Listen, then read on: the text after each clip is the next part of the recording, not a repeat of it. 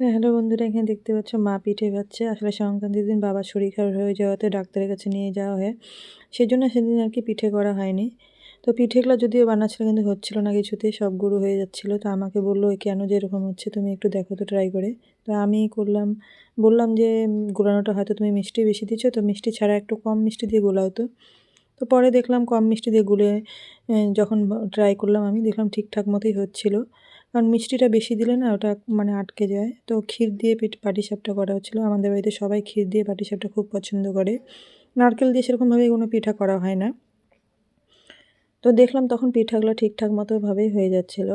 আসলে ক্ষীরটা একটু মিষ্টি বেশি দিয়ে করলে না তখন পাটিসাপটাটা আর কি গোলানোটার মধ্যে একটু কম মিষ্টি দিলেই ঠিকঠাক মতো হয়ে যায়। তো আবার যেদিন হয়তো অন্য দিন খেতে ইচ্ছা করবে আবার অন্য পিঠা তৈরি করে খাওয়াবে। একদিনে সব পিঠা আমাদের করা হয় না। আর সংক্রান্তির দিন তো হলো না জন্যই আজকে করা হচ্ছে। তো পাটিসাপটা রেডি হয়ে গেল ২-৩টা। এখন মা রেডি ভাজছে। ভালো লাগলে বন্ধুরা লাইক দিয়ে